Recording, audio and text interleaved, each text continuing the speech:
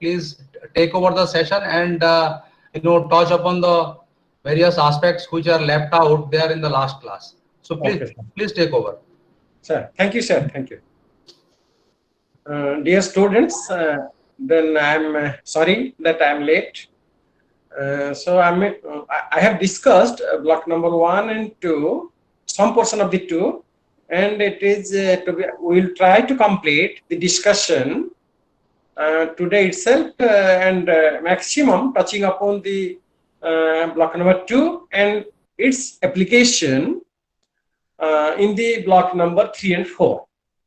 So we have completed unit 5 of block number 2, that was organizing teaching learning experiences, and we shall start with the block number 2 and unit 6, that is approaches in science teaching learning, then methods in science teaching learning, then learning resources in science, and assessment in science.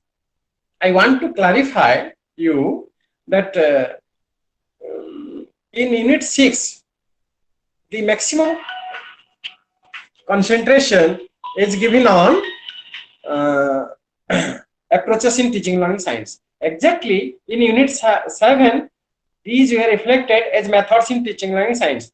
So we shall discuss about the combined approach to deal with the unit 6 and 7 because they have much more relationship. Then with regard to learning resources in science, that is unit 8, we shall touch upon something because it is very easy. Whatever different types of learning resources available for science education. Then towards the last part, we shall cover up the process of assessment in science. Then friends, we shall first switch over to what is the approach of teaching science. So perhaps you are sometimes you are very much confused that what is the difference between method and what is the difference between method and approach. Sometimes it turmoils us whether it is same or different, because it is said inquiry approach, it is said inquiry method, it is said problem solving approach, it is said problem solving method, it is said the approach is you see your books, that is inquiry approach, it is said, then problem solving approach, then cooperative learning approach. In this way, there are 3 approaches it is being considered. Then in unit 7, it is said that there are various methods, and it is demonstration method, lecture demonstration method, laboratory method, then investigatory project, heuristic projects, natural exploration. That means within the very approaches, there are categorized various methods. So first time we have to make understand what is the difference between approach and method. Approach is nothing but it is a way of dealing with something or somebody. That means how to deal with the persons. What is the approach? From which angle? From which perspective you are saying this? You are dealing this. You are doing that particular activities. But method is a process where several steps, pre-decided steps are taken to deal with an issue or that person. That means approach is a particular way or a particular direction, a particular way to deal something or somebody. But method is a systematic process or various steps are there in order to solve the issue, deal the issue, or deal the persons. As an approach could be seen in your perspective. Approach, it is felt from your perspective, from your ideas, from the belief system of the students, of various persons. But it also encompasses set of logical assumptions, because you should not mean that approach is not logical. Approach is also a logical. That could be made better comprehension. So if we clearly understand the approach is nothing but it may have a theoretical base, it may have an ideological perspective, it can be thought from that angle. So it is nothing but It is from the perspective from where you are thinking. But what is method? Method is a plan. It is a systematic plan or set of orderly procedure. When it is ordered in a systematic steps or procedure, then it is nothing but it is a method, and it is credible one. And it reveals method. When we are using the term method, it reveals what needs to be done. That means the future actions, what should be done by the teachers, what should be done by the students, it is clearly explained, it is clearly understood. Then, and it is understood that the method is nothing but a procedure or a system where systematic steps are being embedded or there is an interrelationship. So after the method is employed, our objective is filled up. Techniques is nothing but precise strategy, because sometimes we are confused what is method, what is strategy, what is approach, what is technique. So these are the somehow the literal or understanding difference between approach and methods.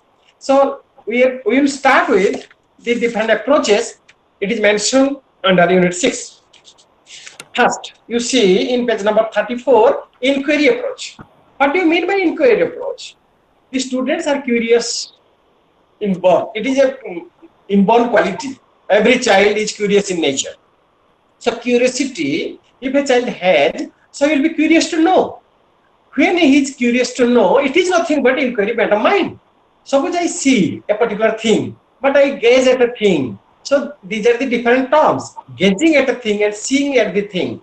So when you are gazing at a thing, that means you are thinking something about that object, that thing. So you are very much keenly interested in that object.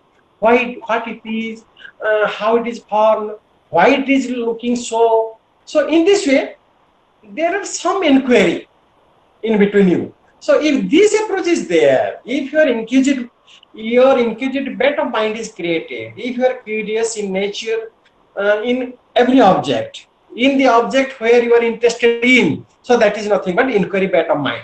So if that inquiry approach is followed in science learning, perhaps it will help in developing your process skills. It will develop your scientific knowledge. It will develop your science as a product, and it will develop you to lead a life like a all-round developed personality. You will be better citizen. You can build the world. You can influence on the world, and you can generate. You can be novel. You can innovate. You can be better adjuster personality in the world. So, which is the real purpose or aim of science? Then, what is inquiry approach then? So, the teacher should sometimes when the teacher engages or the students and teachers are engaged in a particular topic and the inquiry approach is to be adopted, at that time, what will the teachers say? This teacher may introduce a concept, any concept, maybe a concept, maybe a knowledge, but he should not give as it is, because he will try to create the inquiry bent of mind. Suppose an example may be given like this. When you make a switch on, the bulb is not glowing. Then at the time, the teacher may ask why it is not glowing. At the time, when he says that it is not glowing, what may be the reason? The teacher will not ask, the teacher will not clarify why it is not glowing. What are the necessary causes? What are the necessary probabilities? What are the necessary conditions where the ball is not glowing? So at the time, he can ask several questions, which are inquiry based. What may be the reason? The students may say, yes, the ball has been fused. There is a disconnection between the switch and the ball. In between, there is a leakage of the wire. Now the electricity is not on. The electricity flowing is not there from the main switch. There may be various reasons.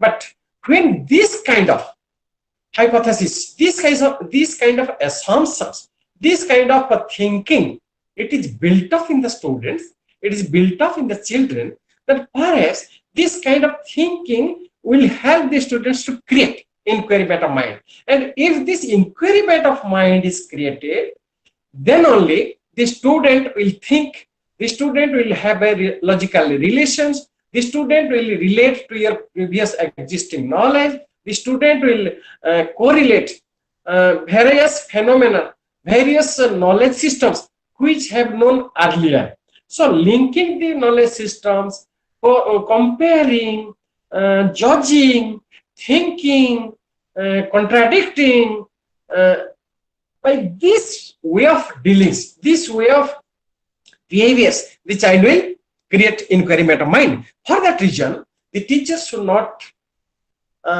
teach the topic all of a sudden with all the scientific facts to the teachers. Rather, he shall ask a question, the student answers this, try to answer this. The teacher only say, no, it may not be. The teacher will say, yes, it may be. From this example, it can be clarified more. Suppose a teacher said, why the ball is not blowing? The student said, sir, the ball is fused. So look at it. Suppose the ball is not fused. So again, why then it is not glowing? Then another student may say, sir, there is a misconnection. So it should be observed. It should be experimented. It should be seen. So at that time, suppose there is no leakage in the wire. Suppose there is no disconnection between from the switch and from the to the bulbs. Then it should be experimented. It should be judged. It should be observed. Then only another situations may come. In this way, the teacher only say this may happen. This is right. This is wrong. So by talking, by discussing with the students, yes or no, yes or no, yes or no, yes, it may be, no, it must not be, perhaps. If in this way the class is moves on, then with this system, the student will develop their inquiry meta mind, they will judge, they will relate, they will improve, they will experiment, they will be inventive, they will make a dialogue with themselves. So by this process, the inquiry, the quality would be developed in the students. So this is inquiry meta mind. So what is that? What is so what is the important behavior of a teacher here? He only a facilitator. I don't know. That means after the statement given by the teachers, I don't know, at the time the student would think. The student will discuss amongst themselves. So this is nothing but an atmosphere by which inquiry, which is a logical thing, which is a creative thing, which is a maybe comparative of previous knowledge and this present experience. So by this way, the class should be led and the various subjects should be led so that the bent of mind would be created and the students should be make enjoyment and there is a possibility of thinking. So this is the purpose of inquiry approach. So what are the advantages? Learners become problem solver because the problem is not solved by the teachers. It is solved by the students. When the students, they solve the problem and not by directly by the teachers, rather it is only facilitated by saying, I do not know, it may be there, no, yes, carry on. By in this way, the student would be taken responsibility to solve the problem rather than teacher's response. So the teacher will not give direct answers, direct response, indirectly he will lead the class. What is the second advantage? Learners actively participate in the construction of knowledge. Third advantage is learners will get opportunity to learn various concepts of their own. So when they engage in learning the particular problem, when they have to solve the problem, so these are nothing but the opportunities are provided. When maximum opportunities are given to the students, it is a possibility that the students would solve them, the students would create them, the student would construct them. So it is nothing but it is an active learning engagement. It makes a learner more creative. Learners learn how to design hypotheses, because in this phenomenon, the student would create to hypothesize when they are giving assumptions. They are giving various probable situations. It is nothing but it is developing in their inquiry meta mind. The learners learn how to verify hypotheses, because they will themselves, they try to ask questions, they would try to solve that. So it is the purpose of inquiry meta mind. But there are certain disadvantages with that of inquiry meta mind, inquiry method, inquiry approach. So what is that?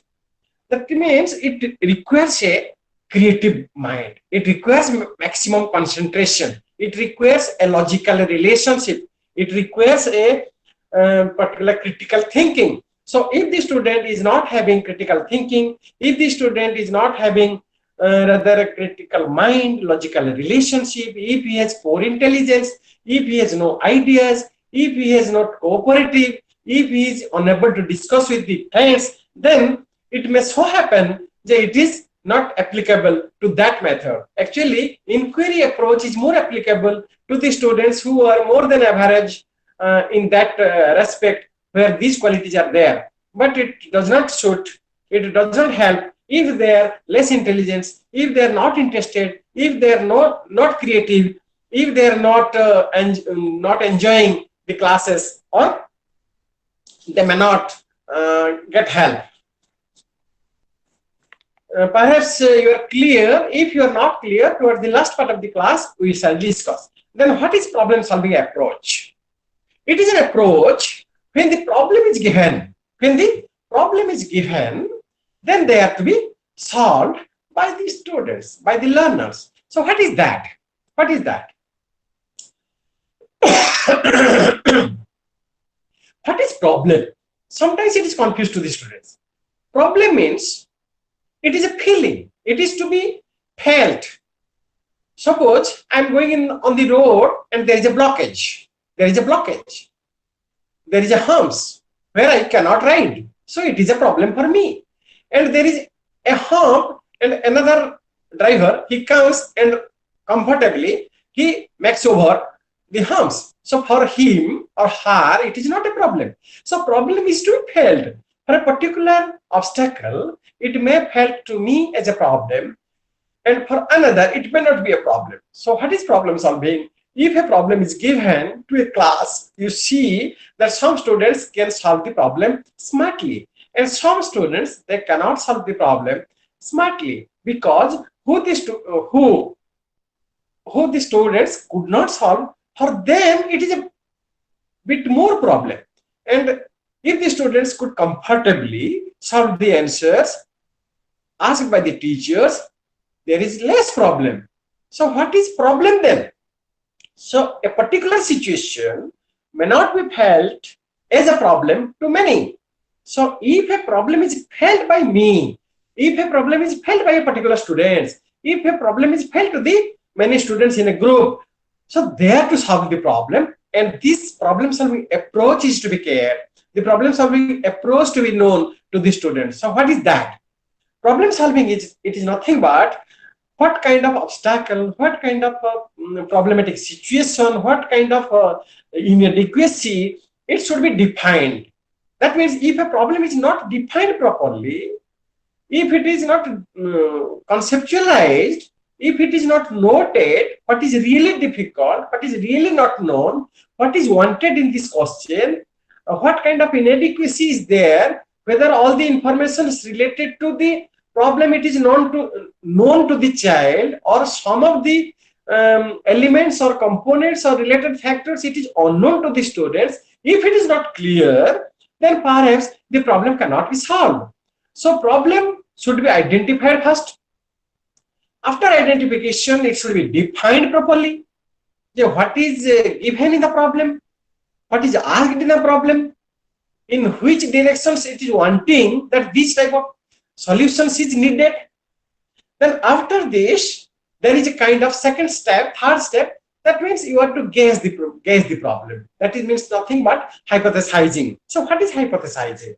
That means you have to forecast, you have to predict, because you are known persons, you are aware persons, you have something, some knowledge regarding this, may not be full, and by this previous existing knowledge, by these previous existing experiences, by these existing previous practices, you may forecast, you may give an assumptions, you may give a guess. That is literally or educationally, it is known as hypothesization. So hypothesization or hypothesis, it is nothing but, we may, in a simple term, we can say it is guessing, it is an intelligent guessing, it is an assumption, it is an assumption which is as related to your previous experiences, it is related to previous existing knowledge, it is related to previous concept formations for the students, and for that reason only, for that situations only, the student will guess, the student will predict, the student will state that this is a hypothesis, this may be the problem, this may be the solution, this may be the answers. So in this way, the student will suggest. So you see, when the student is able to suggest, when the student is able to forecast, when the student is able to define, say perhaps this may be the solutions, so it is nothing but it is creation of a mind. It is creation of a mind. So creativity for guessing. It is creation of the mind for innovation, for thinking. So this is the real purpose of science, because in this way the process skill will develop, the observation skill will develop, the experimentation by the process of in process skills. You may remember that one of the process is hypothesization, one of the process is prediction, one of the process is thinking, critical thinking. So this is the whole purpose of education, the whole purpose of science education. For that, problem solving approach is to be applied to the students, and it should be well acquainted with the students, so that they will attack the problem, they will try to solve the problem, and they will try to solve the related life problem after solving the problem in the classroom situations. Then after framing, after formulating a hypothesis, after guessing, they will test it. They will test it, because when I said that the ball is not growing at that time, their suggestion have come. Their suggestion have come. This may be the possibility. This may be the possibility. There is another possibility. So after one by one, if the test, then there may be a solution come, and at that time they will say yes. Out of various possibilities, out of various postulates, out of various assumptions, this is right, and this becomes theory. This becomes the solution. So in this way, to deal this problem solving approach, first we have to filling the problem. Second, the problem should be defined. Third, the formulation of hypothesis or tentative solutions are to be formulated. Then it should be tested one after another. And when the testing is conducted, that means you are to analyze, you are to interpret, you are to judge, you are to evaluate, you are to assess, you are to conduct experiment. In this way, you are to test it. And after testing, experimenting, verifying, analyzing, interpreting, at the last part of the time, when it is available that this is a particular solution and this was not, first hypothesis becomes true, second hypothesis is false, second hypothesis is false, third hypothesis is false, fourth hypothesis becomes true. So, these are the right kind of solutions. In this way, you have to develop your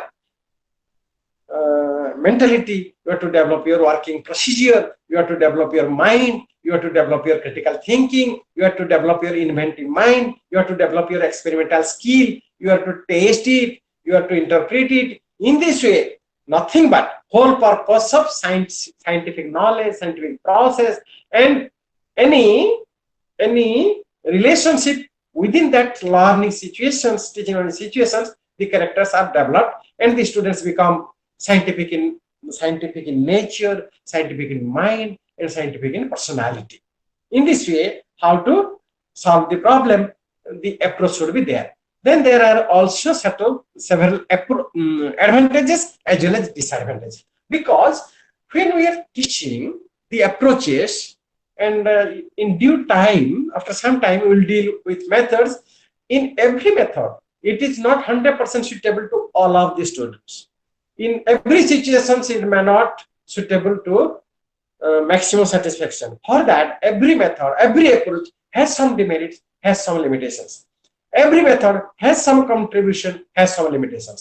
Every approach has some advantages and its disadvantages. So different approaches and different methods have their relative importance and relative limitations, disadvantages. And I will discuss, and you please concentrate that what is the advantages of problem solving approach. This approach is effective in developing scientific skills. When I was narrating, discussing before class, what is the scientific skills? So that is an effective approach, because if you are confronted with problem solving approach, so it is nothing but it is skill, because problem solving ability, when the car is not starting, when you are unable to make a dish, when you are able to make a good handwriting or picture. So this is nothing but it is a kind of skills, and problem solving is it also a skills, because when you are in the chapter of motivation, perhaps if you have read clearly, that problem solving approach is at the highest peak of your motivation.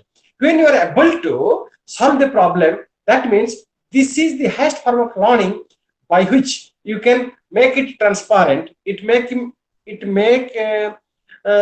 will be able to make it transferable to your real life learning situations. Because when we are getting learning, when we are learning, it is nothing but the important purpose is our learning must be used in our life situations. We must be comfortable in our later life situations. We must enjoy our life. It must develop our economic self-sufficiency. We may get peace in this way. If all learning and any material you learn, maybe science, maybe geography, maybe history, maybe any language subjects, that should be really applied in our day-to-day life situations. So in this way, when you are acquainted with the problem solving, no problem comes, no problem, yes, problem comes, but you can solve easily. Any real life situation, in your real life situations, if there are many problem comes, but by problem solving ability, by problem solving bent of mind, by problem solving approach, you can best judge it, you can analyze it, you can evaluate it, and you can check it, you can solve it, you can arrive at a conclusion, you can surpass it, you can overcome it. So this is the purpose of problem solving approach. The approach is helpful in developing higher order of thinking skills, what I have narrated just before, because out of all the thinking skills, it is the higher order of thinking skills. The learner learns to accept the opinions shared by others. This is an approach where there is a possibility that maximum students, they cooperate, they share their opinions. With their opinions, the cooperativeness, the cooperative feeling, the opinion sharing, it is maximized. Learners learn how to formulate a hypothesis, which I have discussed. Learners learn how to test hypotheses, because if the various opinions are there, by one, if you try to solve them, if you try to test them one by one, then it is nothing but experimental skill, and how to test the hypothesis, how to tackle the various situations you are confronted with, and you will overcome it, you will bypass it, and you will be arriving at the last part, that is conclusion. Then there are also certain limitations or disadvantages. This approach is very slow and time-consuming in nature, because when there are possibilities, the assumptions, the testing of the hypothesis, the evaluation, the analysis, the relationship, sharing of opinion, so many things comes. So as that of lecture method, as that of demonstration method, it is not doing in that way, because it takes maximum time. It takes more time. So as much as problem solving approach is to be applied for learning purposes, for teaching learning purposes, so the course completions may be lagged behind. The course may not be complete what you have expected, because the approach is such, because certain other development is done within the students. So the more important limitations is that in due time, the course may not be completed. What is expected by a teacher? It takes maximum time. Of course, another merit, what is that? That you will develop your problem solving skills. So it is certain that when you are to develop in some dimensions, other dimensions may be lagging behind. So it is a true, it is fact. Then second disadvantage is, with the help of this, teachers cannot complete the syllabus within the given time. All the teachers cannot apply this approach as they are not trained and experienced to use it. Problem solving approach, it is not an easy task. It is not an easy task. So it is a kind of ability to be generated, to be acquainted within these teachers also.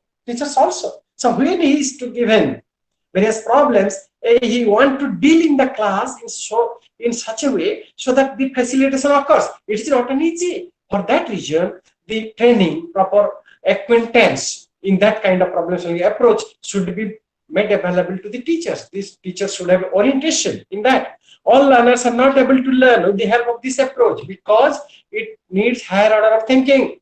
If the class is a mediocre class, so more than 60% are less than average. So in that class, problem solving approach is not suitable. At the time, only discussion, demonstration, lecturing, observation approach may found suitable. So problem solving approach, though it is helping the students in higher order of thinking, but it is not suitable for all the teachers, for all the students, for all the concepts to be covered. Then last, sufficient resources should be available to the teacher and learners. When the students are to solve the problem, the students as well as the teachers should have more resourceful, much resourceful. In many respects, if they are knowledgeable, they have much more potential in every experiment, in every theory, in every concept. Then perhaps there may be a relation, there may be a guessing, there may be a prediction, there may be an hypothesization, and also the various experimental skills so that we will be success at last part of the problem. So in this way, this is problem solving approach. Third approach, which is important one, and today it is more prevalent, that is cooperative learning approach. Cooperative learning approach is very innovative, and in today's class it is much more used. That is, it is very positive, because sometimes the students are shy in the class. There is a less relationship between students and students in between the class. There is less rapport between teachers and students. So cooperation is less in the class, cooperative spirit. Always the students as well as their parents and the teachers, sometimes they are in favor of competitions. Every child, every student, every parent, every teacher asks who got the highest mark. But the teacher is not asking that whether your percentage is 60, whether it is your percentage 50. So he is not satisfied with 60, whether he is not satisfied with 90, rather who makes top the list, who tops the list. So it is concentration, that topper, best, but not that 60%, 50%, like that often, where we can touch these words, that cooperation. If the student suppose I am giving clarification to you that what is the difference between competitions and cooperation. Suppose a child gets 99 marks, another child gets 98, another child gets 94, another child gets 91. So in this way, there are 4 marks: 99, 98, 94, 91. So when we ask, what is your number? What is your score? 99, sir. What is your number? 96, sir. What is your number? 94, sir. What is your number? 91. Oh, Sudham has scored highest. Yes, very good. So in this way, if this statement is there, then he feels proud that I have scored highest and I am first boy in the class, and 96 who scores, he is the second boy in the class. 91 he scored, he is the fourth boy in class. In this way, there is a competition, there is a rivalry. But if it is noted like this, oh, you are 99, so you are more than 90. Yes, very good. You have scored 91. Yes, very good. You have scored above 90. You have scored 96. Yes, very good. You have scored 94. Yes, very good. So all the students, you are intelligent. Oh, you are A plus. You are A plus. You are above excellent. That means when the 4 students are categorized under excellent, when all the students are categorized under A plus, when all the students are categorized within that of 90 to 100, so it is nothing but their cooperation is there. So there is a cooperative mind is there, but not too much cutthroat competitions is like that. 98 is first, it is second, it is third, it is fourth. In this way, we have to develop the cooperative feeling, we have to develop the cooperative mind in the learning approach, also in the learning situations also. So there should be a better interrelationship should be existent within the students and the teachers. So positive interdependence should be existed with all members of the teaching learning groups and to complete the task so that all will have to learn over others. Individual accountability will be there when there is cooperation, because all should share their feelings, all should contribute to complete a task, to solve the problem. So if the approach is cooperative approach, then it will help all of the students, whether one is first boy or second boy or last boy in the class. Then interpersonal skills, communication skills will be developed, leadership skills will be developed, truthfulness, the skill will be developed, brotherhoodness will be developed, their feeling of sharing, it will be developed. There should not be feel any boy shy. So other boy who is shy, he may take the lead day after tomorrow. So these kind of the qualities in the students, there is a possibility of development. Then face-to-face interaction, when there is a cooperation in the classes and deliberate discussions among them, so there is a possibility that face-to-face interaction, by the face-to-face interactions, they will develop the cooperative ability. Then processing or reflecting on how well the team is functioning and how to function even better. So all these students taken together, taken as a group, taken as they should take a spirit that our group should develop more, our class should develop more, our college or school as a whole, we will join, not I will join. I will proceed, not I will proceed, rather we will proceed. Not I will be topping the list, we will top the list. In this way, then we feeling is created. This is the purpose of cooperative learning approach. Then, fourth, experiential learning approach. So it is the very modern, because experiential learning approach, it is may felt to you as a newer term, but it is inherited from the past time. Education is nothing but it is to the sharing of experiences. Learning is nothing but if more of sharing, if the experience is shared, nothing but there is a learning atmosphere. So learning is nothing but sharing of experiences or the handing down the experiences from senior person to junior persons. It is nothing but the more able persons, more knowledgeable persons, more intelligent persons, when they will transact these learning materials to the downward steps. It is nothing but experiential learning approach. So more experienced man will share his experience to the others, and this experience, when the students will take, then it becomes experience. And experience learning, again we can say that the learning approach is known also as learning through actions. When the students would do activity, would learn by themselves, and he will experience this, and that experience is becoming learning. That experience becomes learning for him. So not that teacher will say, not that problem is solved, not that inquiry of mind is there. It is another approach, that what I will know by myself. I will read and I will know. I will do and I will know. I will experiment, I will know. I will judge and I will know. I shall correlate and I will know. So by this, if by enlarging, by developing, by maximizing the experience by the student, then it is a possibility that this kind of learning, it is more active, it is more broader, it will long last, because what experience you are having, it may not be misspelled, it may not be dememorized, because it is remembered for maximum time in your life. Because experience learning, it is more lively. Experience learning, it is more active. Experience learning, it is more joyful. Then concept mapping as an approach for planning and transaction. In last class, we have discussed something. What is the concept approach? So concept approach was used for unit planning at that time. If you remember, at that towards the last part of the discussion, that concept mapping, it is nothing but when you know various knowledges, when you know the various concepts, when there is a maximum, there is understanding of different objects, at that time you are making a relationship.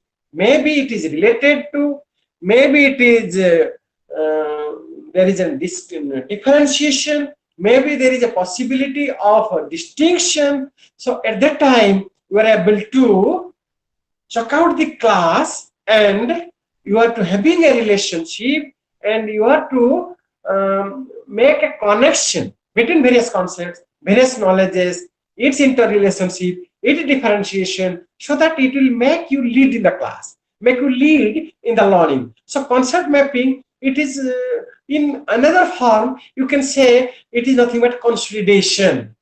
In another form, you may say it is summarization. In another form, it may be said it is conclusion. But conclusion not by parts, conclusion not by segregated subject. Rather, it is an integrated approach. It is an interwoven procedure. It is a linked procedure, so that after, if it is made, if a better linkage is made, if better connection is made, if there is a relation is made, then perhaps this will lead to transact relation. This will lead to you plan for a transaction of relation. So for transaction of relation, most important thing, what is known, what are known, what are the relationship between known facts, what are the difference between known facts. So using these materials, these essentials, these experiences, these relations, these situations, you can lead the lessons. It is nothing but concept mapping as an approach. So in this way, but how to use approach? The topic is to be selected. If it is to be taught, then what I have discussed in that period, then key concepts are to be noted. What are the key concepts? Then the relationship between key concepts, the difference between key concepts, it is to be noted down. Then all the concepts are to be mapped out, key concepts, sub concepts, then various concepts are to be interlinked.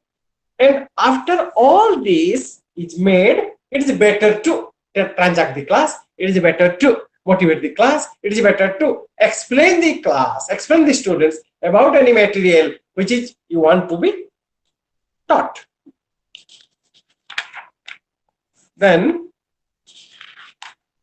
we will switch over to, then there are various examples. Then towards the last part, 6.9, page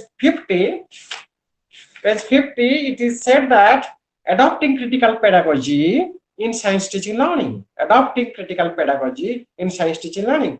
Actually, dear friends, when you have to adopt critical pedagogy. It is a different concept. It is a newer concept after 2005. What is critical pedagogy? Pedagogy means, it is known that students, method of teaching by the students. But what is critical? Adopting critical pedagogy in science teaching. When the science teaching learning is considered, when the teacher engages in the teaching process, when the students are engaged in the learning science, at the time, the method, the approach should be made. What is to be adopted? It is nothing but critical pedagogy. So what is critical pedagogy? When the method of learning is processed, it is adopted, it should be critical. It should be critical. So it is a critical pedagogy. What is critical? Critical pedagogy, it is nothing but when a teacher is teaching the class, you shall have to be critical. when a student is giving a statement to the teacher, statement to his friends, all the time, if you develop the nature of a critical, you should be critical. You should be critic. What is critique? What is critical? That means you have to question. You have to put question. Why, sir? If not, what will happen? If yes, I think it will not happen. In this way, you shall be critical. And if you shall be critical upon every statement the teacher giving, upon every experiment the teacher is conducting, upon every opinion he is surpassing, so it is nothing but critical pedagogy. So after 2005, critical pedagogy, it is a method of study, it is a method of learning, and the student, if he is critical, that means when I have said critical thinking, it is nothing but it is coming under critical pedagogy. If I develop the power of critical thinking in me, perhaps I can question my teacher. I can question anything. If it is written in the book, I can question to the examiner why I am not getting better mark, if I am right. So in this way, if I am critical, if I am putting a question to my teacher, to the students, to my group mates, then it is nothing but it is critical pedagogy. And in this point of juncture, in this 21st century learning, if critical pedagogy, it is a way of learning, if it is where it is an approach, then perhaps the student will develop the power that they will develop critical thinking, they will share it, they will develop it, they will disseminate it, they will analyze it, they will evaluate it, and the criticality or critical personality, or to make criticism, or to have a opinion over everything, it is a possible, and the student will develop in that respect, which is the aim of learning, which is the goal of learning, science learning. In this way, there are 4 to 5 approaches we have discussed. One is inquiry approach, second is problem solving approach, third is experiential approach, third is cooperative learning approach, fourth is experiential learning approach, and fifth is concept mapping approach, and last part is cooperative learning approach. In this way, there are certain approaches in order to build the teaching learning processes in the science classes. So now we shall switch over to methods in science and teaching, which is the important part on yours, to how to develop a lesson, how to transact a lesson, when transacting a lesson, what is the role of a method, so that the teaching learning material, it will be easily managed or organized in the class, and the students would develop their learning, science learning. And at the last part of the class, you can know, yes, the method has the right applications, the method is useful. By the proper applications of the method, the students are able to realize their goals, or they have achieved the particular domain which is fixed, which is set before the class is started.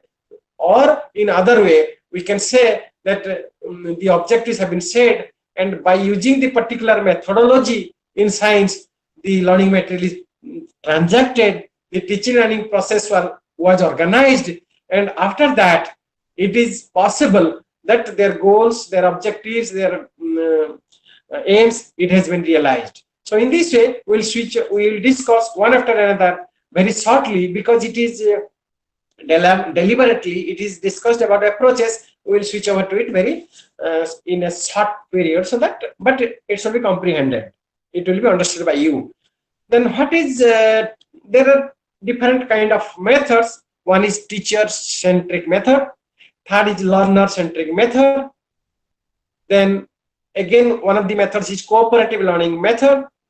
Then in this way, we will concentrate over teacher-centric method and learner-centric method. In this way, what is teacher-centric method? Demonstration method. It is a teacher-centric method. Lecture cum demonstration, it is coming under teacher-centric method. Laboratory method, it is coming under teacher-centric method. Firstly, I am trying to introduce you in this way. What are the learner-centric method? Investigatory projects, it is learner-centric method. Heuristic method, it is learner-centric. Natural exploration, it is learner-centered. So, what does it mean, teacher-centric method and learner-centric method? Teacher-centric method is that it is centered around the teachers. When the teaching learning situations is organized in a class, at the time, the important role is of the teachers. The hero is the teachers. The villain is the teachers. But the students are passive. The more active is teachers. So there is the passive learners. If the learners are passive, so the learning is passive. So it is nothing but teacher-centric, which is coming under demonstration, lecture, common demonstration, and laboratory. You see, what is demonstration method? Demonstration method is that if a particular subject is taught through demonstration. Demonstration means there is a demonstrator. Teacher is demonstrating. When the activity is going on, it is experimenting, and part by part, each activity is demonstrated. Demonstrated means it is shown to the child, and the students are simply observing. So when they are observing, and maximum dictation, maximum experimentation, maximum talking, it is given by the teachers. So it is centered around the teachers. So here, when the teacher is experimenting, the teacher is showing, the teacher is talking, so he is active. When the students are observing, the students are listening, so they are the passive learners. So it is teacher-centered. And when we lecture common demonstration, it is also thing. When the lecturing is given, lecturing means verbal. He is using verbs, languages. So only he is putting his theory, concepts by words. So it is heard by the students. So it is nothing but lecturing. And sometimes he is demonstrating, he is showing. So you are observing by your eyesight. You are listening, you are hearing by your ears. So your eye and ear, they are using there. So the both sense organs, you are getting learning. You are learning. So, but who is speaking? Teacher is speaking. Who is showing? Teacher is showing. So who is more active? Because you are sitting only, but he is acting, he is manipulating, his body gesture is there, dismantling is there, he is exposing different things variously. He is moving around the class, he is walking, he is laughing, the particular tone is changing. So more active is teachers. You are not more active. These students are passive here. In this way, laboratory method. What is laboratory method? In a laboratory, the teacher explains you. There is a laboratory demonstration or laboratory attendant. He tries to make you understand what you have to do. What you have to do. He only demonstrates. He only shows you. Then only you are working. So maximum work, though you are working independently, but you are taking the help of a demonstrator. You are taking the help of a laboratory attendant. You are taking the help of a lecturing of a teacher, lecturing of a lecturer. So in this way, it is teacher-centered, more of teacher-centered. Not that the students are not having a part. The students are not taking part in the discussion. It is not that. The students are taking part. The students are listening. The students are doing. The students are experimenting.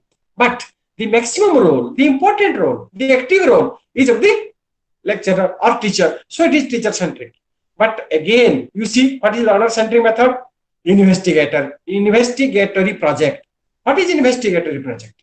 When a project is given, what is project? In last class I have said, project is nothing but it is a wholehearted activity. It is a wholehearted problem.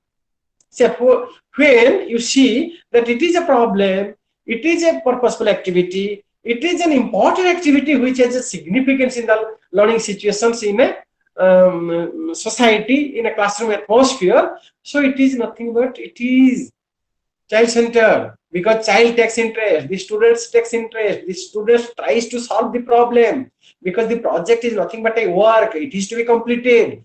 When the problem or task, you can easily say it is a task to be given to for completion. When he is to complete the task, so he will be initiative, he will take interest, he will create zeal in him. He shall consult his parents, he shall consult teachers, he shall consult with his friends, and by that he will be creative in mind, and he will be investigatory. Mind is created, and investigative project he will try to complete it. So when he will try to complete the investigative project, he will inculcate many spirits. He will develop the various minds, innovative minds, zeals, then judging power, relating powers, critical ability, thinking.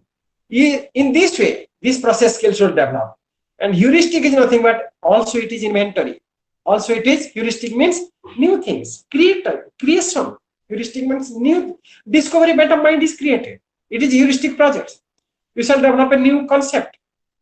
So when the heuristic project is given, heuristic is a particular method by which the student would develop by his own. Natural exploration. What is natural exploration?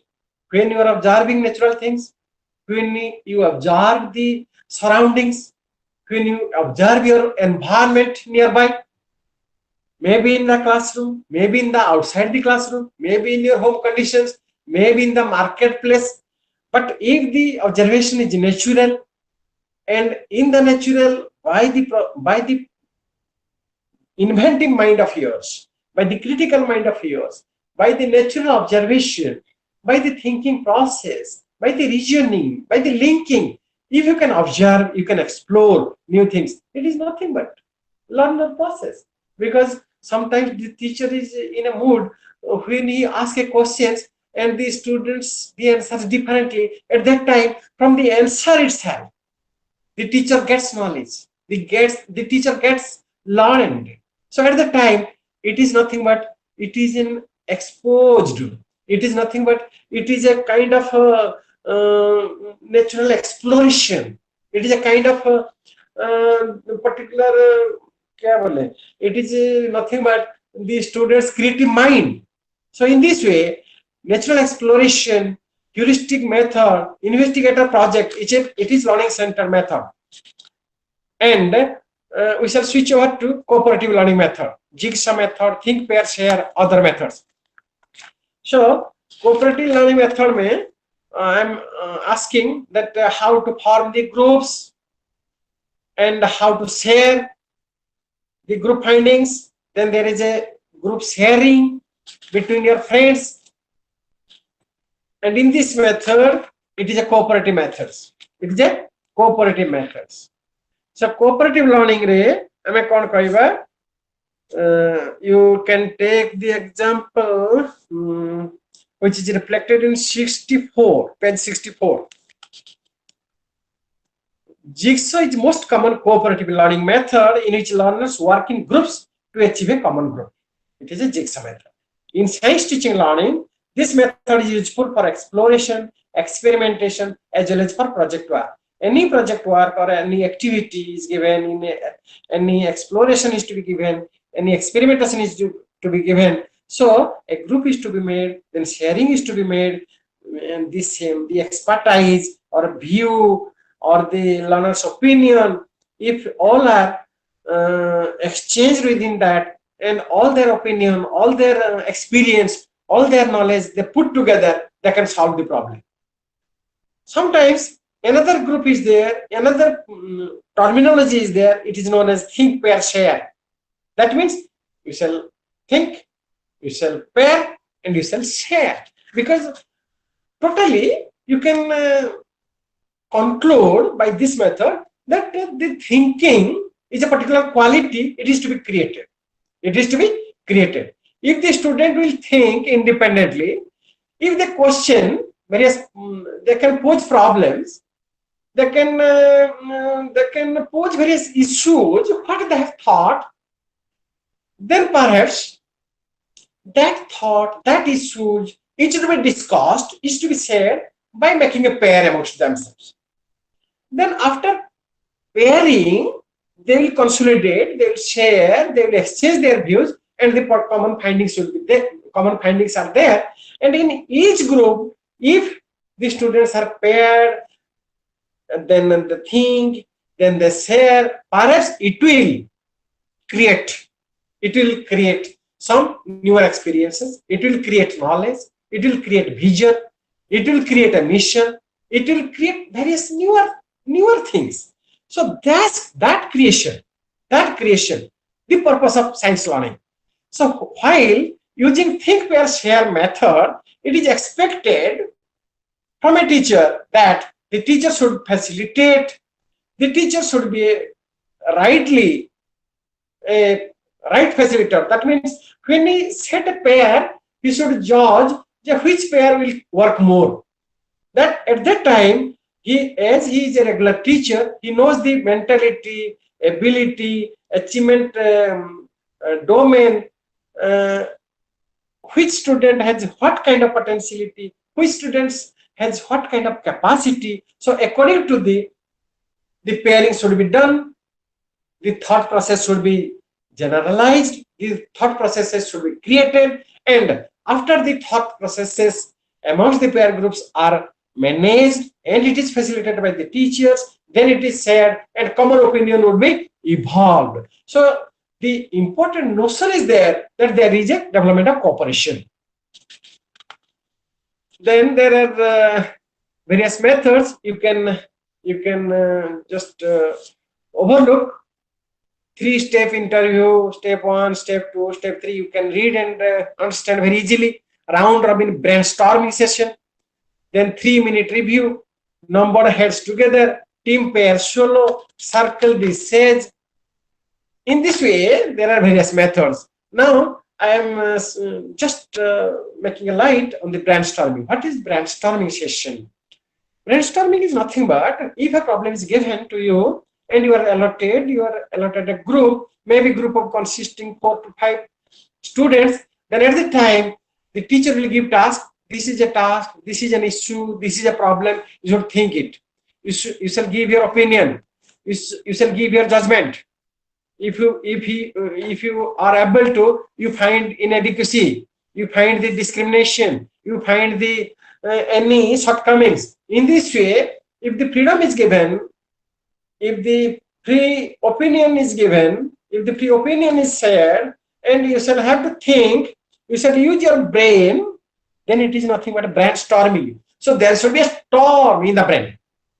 If there is a storm in the brain, it is nothing but, what is the storm in the brain? You have to think, you have to reason out, you have to delete, you have to add, you have to combine, you have to integrate, you have to expel, you have to judge, you have to evaluate, you have to analyze, you have to interpret. It is nothing but, when these works are going on in your brain, it is nothing but it is brainstorming. So these brainstorming sessions are to be created, are to be lighted, so that you can able to generate something. You are to able to you are to judge something, you are to develop something, you are to proceed more, you are to accelerate, you are able to accelerate it, you are to able to develop in your personality, you are to able to develop your knowledge potentiality, you are able to develop your understanding, you are developed to put certain good things what is there in the process of science or socialization or in the technology or any respect, any attributes in your long life run. In this way, these are nothing but various methods and various approaches what we have discussed. Then you please see the page number 68. What is inclusion in science classroom? What is the inclusion in science classroom? I'm trying to explain you what is inclusion. Few years back, the term was used was separation. Then it is coming integration. Now it is a term of inclusion. Inclusion is more comprehensive. Inclusion is more understandable term. Inclusion is a particular philosophy. Inclusion is nothing but it is more democratic in nature. Inclusion is nothing but the procedure of includedness. That means every person, irrespective of their color, irrespective of their geniusness, irrespective of their age, irrespective of their opinion, they have to be included. This is the common meaning of inclusion. So let I give you an example. Suppose you are in a class there are 60 students. These 60 students are hailing from different religions. They are hailing from different socio-economic background. Their achievement are varied. Their interests are varied. Their emotions are varied. There are boys and girls. They are the students from different villages. They are hailing from different religions. Irrespective of all odds, irrespective of all differences, one unity is there. All are students of class 9.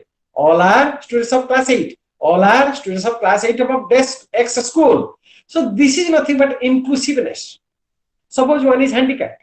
Suppose one is mentally retarded. Suppose one is, I can say one is Brahmin. Suppose one is black. One is boy. One is girl.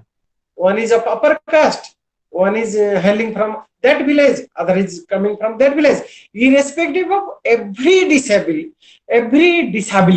irrespective of every discrimination, irrespective of every differentiation, if all are included in a common platform, this is nothing but inclusiveness. So, inclusion in science classroom, that means irrespective of any creativity, irrespective of your creativity, irrespective of your intelligence, irrespective of your color, irrespective of your geniusness, irrespective of your interest, irrespective of your potentiality, if altogether, if you are in the classroom, all you are learning from a single teacher, all of your learning from a single classroom, with your friends, that is inclusion classroom. So the science classroom should be set in an inclusion spirit. So inclusiveness is a kind of philosophy. It is a kind of spirit. So how to develop a science classroom to be inclusiveness? Some teachers, they ask questions to the first boy in the class. Ago bench re jo 5-7 jan pila basichhanti, they ask that particular questions. They do not concentrate upon the last benchers, but it is not. Inclusiveness means, so any respect, any student, wherever he is sitting, whatever his performance, whatever his feelings, if all are respected in a unique fashion, all are respected with dignity, if there is no biasness created from the teachers, then it is nothing but inclusive teaching. It is nothing but inclusive teacher. It is nothing but inclusive classroom. It is nothing but inclusive philosophy. It is nothing but inclusive culture. So there should be inclusive culture. It should be set in science classroom, so that this is a real classroom. This is a real science classroom. Then what to be needed in a classroom so that it is an inclusive classroom? So the instruction should be modified. The instruction should be modified in such a fashion all students can understand every aspect when it is taught by the teachers or teaching learning process is going on.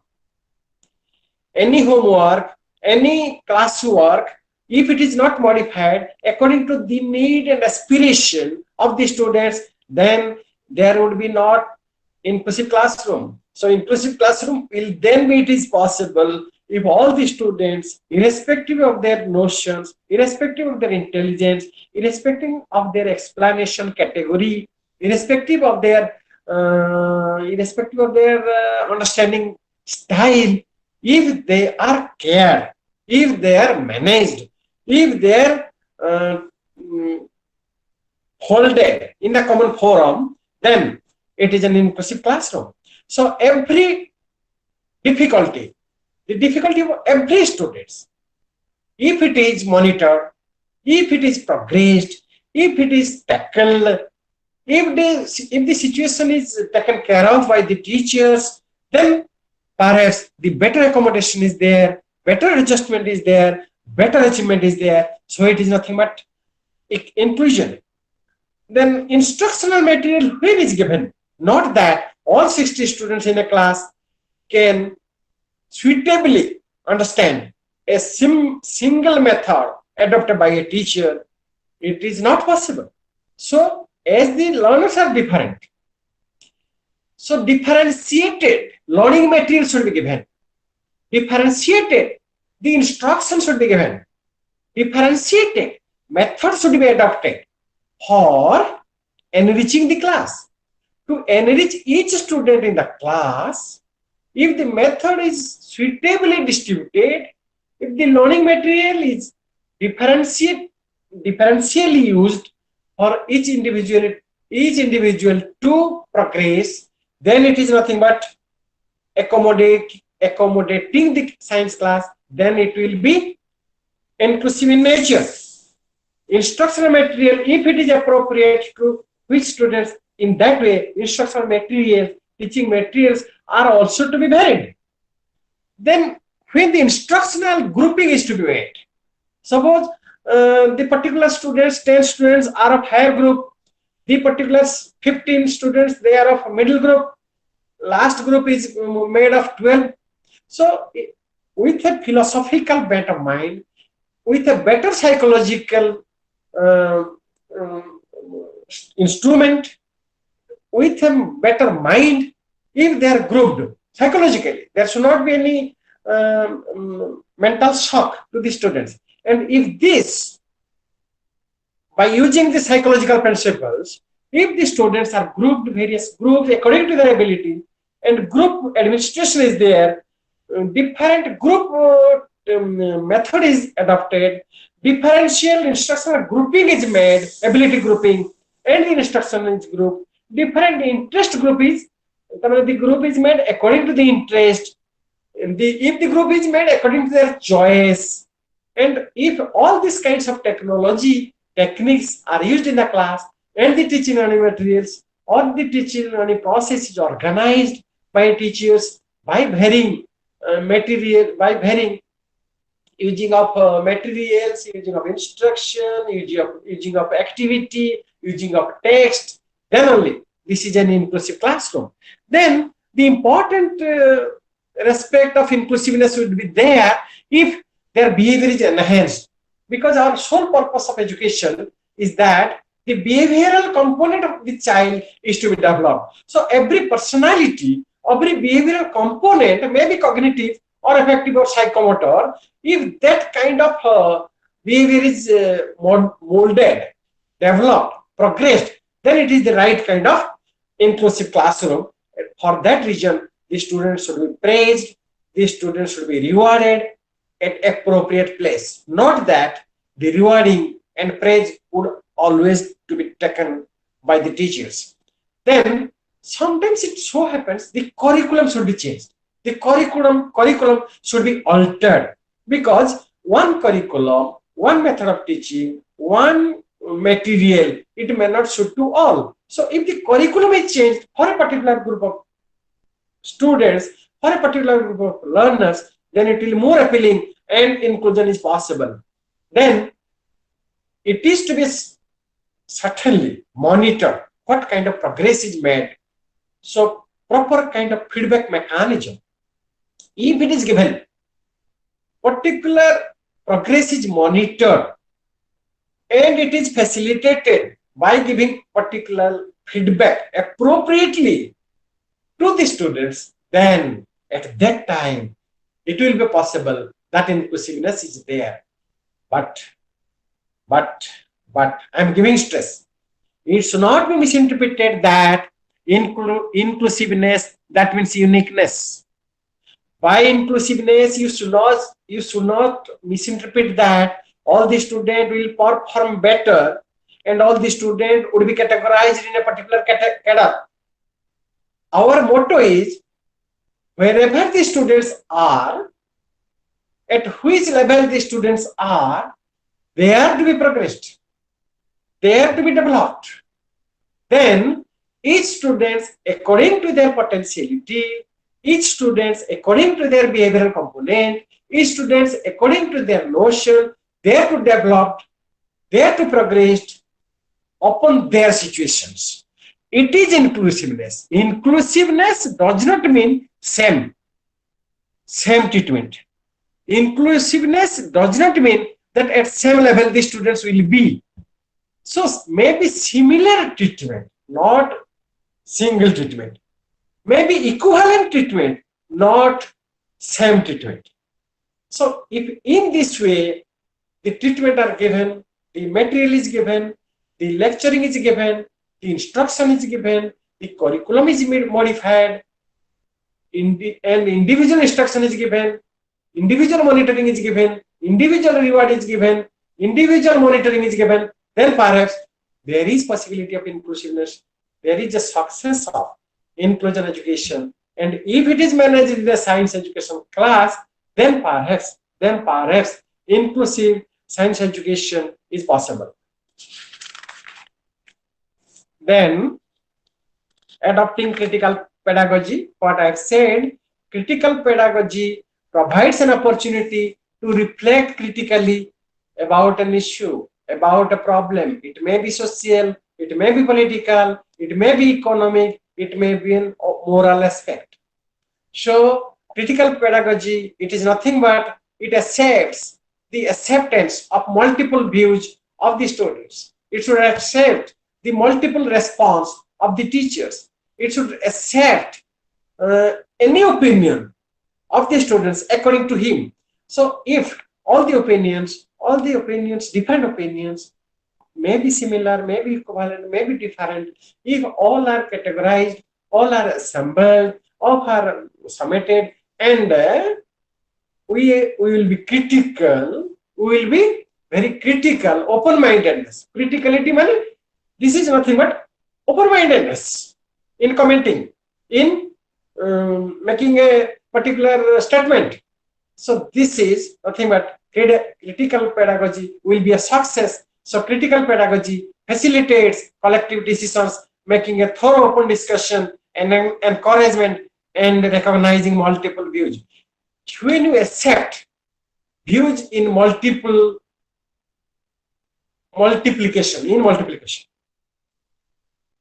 then and there is a possibility of a solution.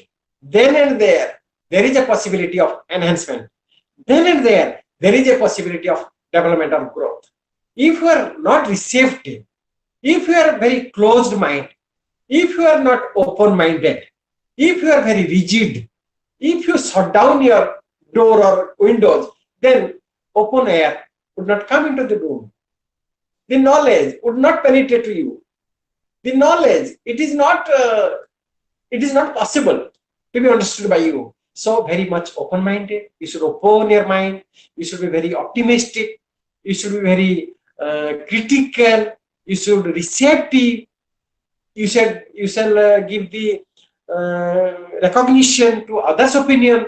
Then there will be a success of critical pedagogy.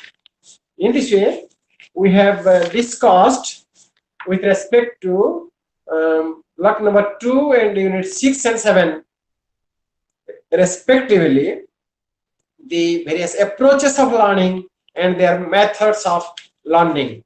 Then, with regard to unit 8, I will skip very shortly because it is nothing but learning resources. You know, learning resources are nothing but what are the resources available in order to engage, in order to manage, in order to organize the teaching learning situations of science. So there are various resources. One resource is, you can say very easily, textbook. Second resource is the reference book. Second resource is teacher.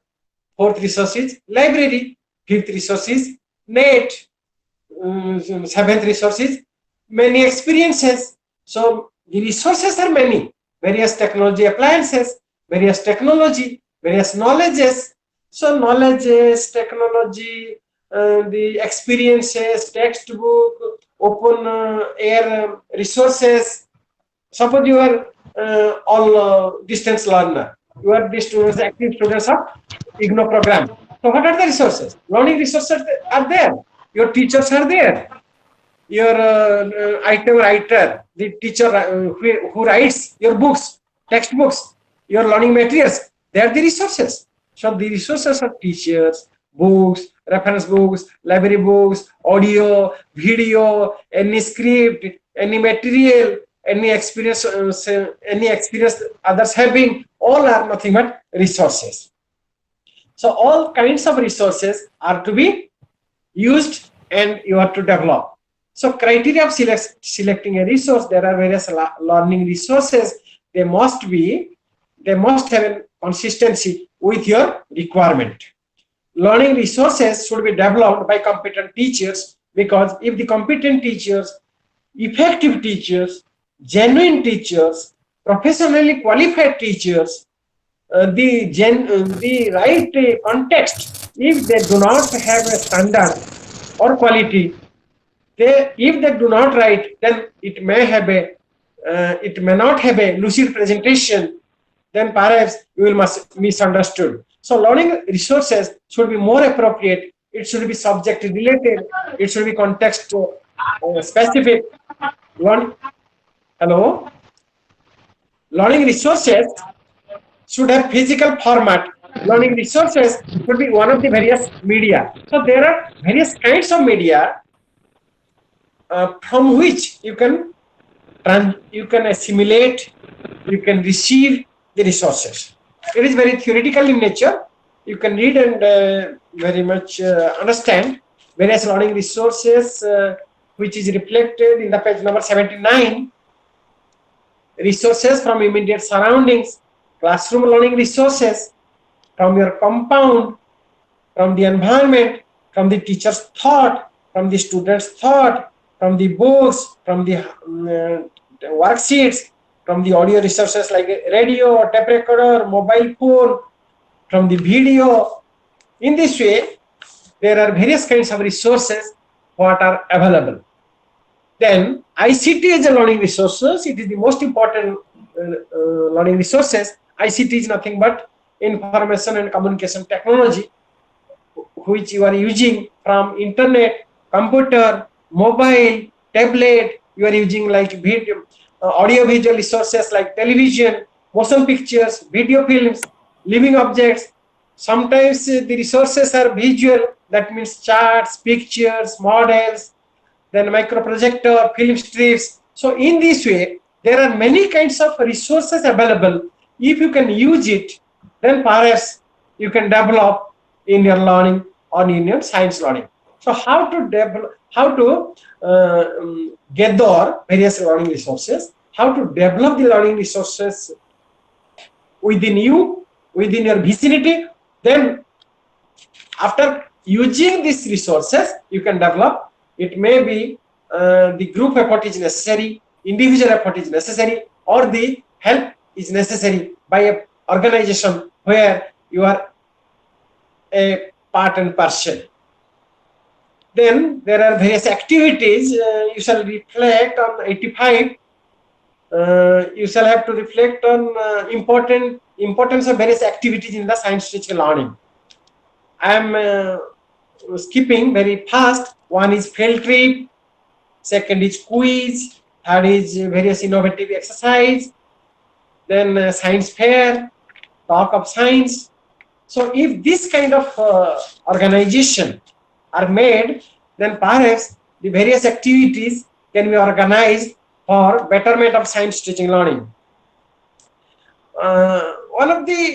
Some of the important activities are like this: debate organization, then peer reading concept, essay competition, group discussion, science fair, lecture and talk of science teacher, the very good talk of laureate, Nobel laureate, then science quiz contest, then various film show with related to science concepts.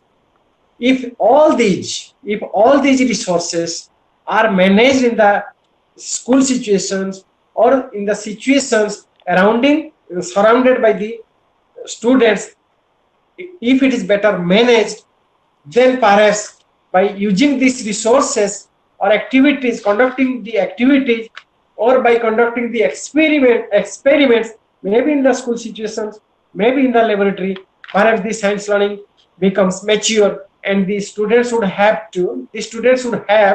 assimilate the spirit of science. And the days come when the students would become proficient, when the students become individually potential.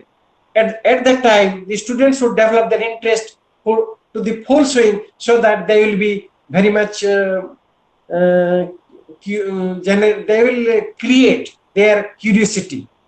there will be generosity is created so that they will relate the various mishappening in the world within the vicinity of the students. In this way, let us sum up about the learning resources, where it is given importance on various kinds of learning resources are available, as well as various kinds of activities or other opportunities available with these students. And towards the last part of the book, it is important that assessment in science, which is much more important. So perhaps you have been taught in other classes that there is a single difference, small difference between measurement, assessment, and evaluation. So what is the necessity of assessment in science? If there is no assessment, perhaps we are unable to know whether the achievement is done, whether the achievement of the students is done. So assessment is a process by which you can know to what extent the aims and objectives of teaching learning science it is achieved. But it is to be stressed here. Then what is the relationship between the assessment and evaluation? Assessment is nothing but it is a process by which we shall use various techniques, we shall use various tools, so that we shall have to aware about or you shall have to be informed about the performance of the child, about the performance of the students. So when we are able to know the performance of the students, only it is possible by assessing. So assessment is a assessment sometimes it is quantitative as well as qualitative. Assessment is in between measurement and evaluation, because in measurement it is a quantitative one, only we are giving some numbers to express it. But assessment is something, it may be a qualitative, it may be a quantitative. Why assessment is in between evaluation? Because after all the assessment is over, you can make a judgment. If the assessment from various angles, if it is not collected, if it is not there, then perhaps you are unable to interpret, you are unable to evaluate. For that reason, the assessment is done. So when the assessment is done, there are many kinds of instruments. There may be verbal assessment, there may be non-verbal assessment. The assessment from various angles, observation is a method, questionnaire is a method, the opinion of the students is a method, the individual opinion of that particular student, it is a method. So from various sources, as many sources as it is possible, if the data is collected about the students, it is nothing but assessment of a student. So if the assessment is successful from various dimensions, then it will help the students, it will help the authority, it will help the teachers for evaluation. So assessment is more promising word in nowadays in the 21st century for evaluation purposes. And for evaluation purposes, if assessment is not there, evaluation is unsuccessful. Evaluation is not possible. For that reason, we should know about assessment. What are the assessment indicators? What are the tools and techniques for assessment? What is the diagnosis of assessment in science? Then what are the schemes for promoting scientific attitude? Then we shall have to discuss last part, because scheme for promoting scientific attitude, we have at that day we have discussed about scientific attitude, we have discussed about scientific temper, we have discussed about scientific feeling. So how to promote very small schemes, very important schemes are there, very few schemes which are narrated by me now. One is National Talent Search Examinations, you are all comfortable. Kishore Vigyanik Protsahan Yojana, KVPY, it is an examination you know altogether. Rashtriya Avishkar Abhijan, Rashtriya Avishkar Abhijan, it is one of the notion, it is one of the promising Abhijan. Then science Olympiads, maybe at the national level, international level, state level, block level, there are various science Olympiads are there. Mainly it is now, it is national level and international level is organized. We are comparing the scientific achievement of the students throughout the nations, throughout the states. And if these examinations, it is nothing but there is a questionnaire sessions, there is a competitions, it is held nationwide, it is held state-wise, so that the achievement potential, the achievement of the students is known in respect of science. So these schemes, if it is promoted, it is aware amongst all the students of the group, all the country, then there is a situation comes, then maximum students would create their inventive mind, maximum students would create their potential mind in science, or they would have to create curiosity in their mind, they would develop their personality in science, so that real science education will be a successful one in future time. Beyond that, we shall have to discuss various tools and techniques of assessment. Shortly, it is nothing but observation is a skill, inquiry is a skill, experimentation is skill, classification is skill, planning is skill, organization is also a skill. For realization, for adoption, for organization of these skills, we have to use various assessment procedure.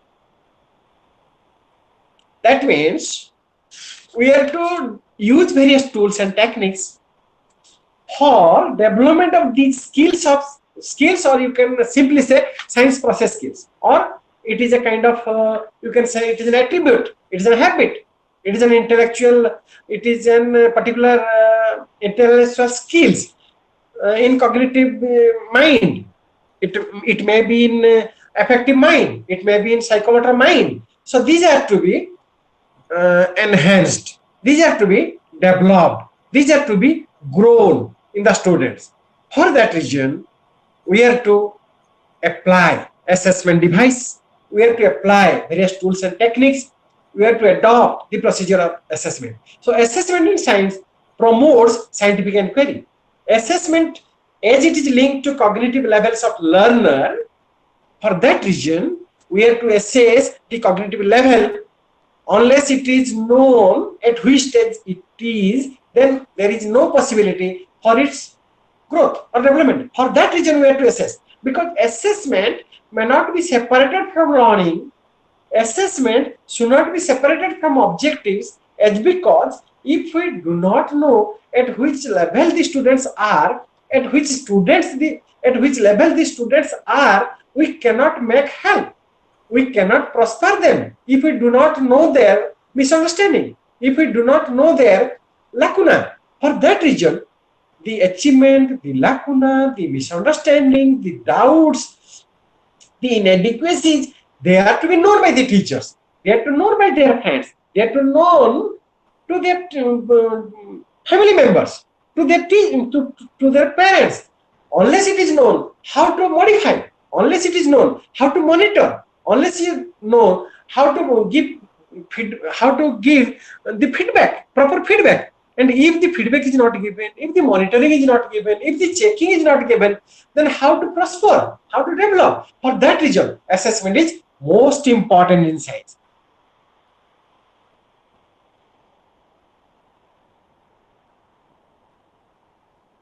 The development of science. Assessment in science, it is one of the most important criteria in order to know whether the object is framed or aims framed, whether it is to be realized in a particular period or not. So assessment, it establishes a link between the instructional objectives and the evaluation. For that reason, various tools and techniques are to be adopted for assessment procedures. I am speaking some of the tools. One is objective type test, second is short answer, long answer, questions, observation schedule, then interview schedule. These are the tools. Techniques may be the test, assignments, quizzes, projects, debate, allocation. Sometimes their question comes in your exam, what are the difference between tools and techniques? Tools and techniques, it is nothing but tools is an instrument in the hand of a teacher, so that the students is evaluated, the students are assessed. Techniques is nothing but the way the tool is used, the way tool is used. So tool is an instrument, the technique is the way the instrument is used. So this is the fundamental difference between the tools and techniques. But there is much relationship. There is maximum relationship between tools and techniques, so that sometimes and many times it is said that tools and techniques of testing, tools and techniques of assessment. So it is uniquely used. The term is uniquely used so that there is no difference between tools and techniques. But really, there is a fine difference. There is a thin difference between tools and techniques. One is tool is an instrument.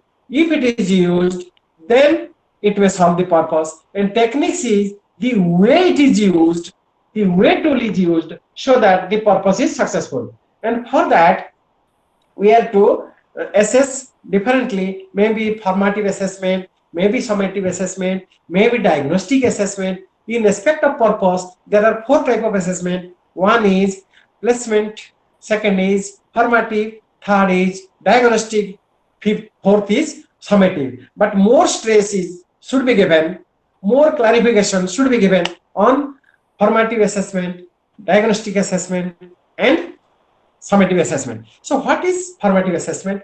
While the teaching learning is on, when the teaching learning processes are moving on in a classroom by students and teachers together, so when the learning process are in right swing at the time, if it is made, if it is rightly made, if it is monitoring is given, if the progress is given, if the students are learning, if there is doubts, it is to be checked, and it is nothing but formative in nature. That means the checking of the students is made, the checking of the teachers are made, whether the teachers are teaching in right directions, whether the students are learning in right directions, whether there is not misunderstanding in the students and teachers, whether there is no doubts arised by the students, it is to be looked down. So it is nothing but formative assessment. But what is diagnostic assessment? Sometimes in formative assessments, in due course of learning situations managed in the classroom, it is not known properly. For that reason, the diagnosis is to be made.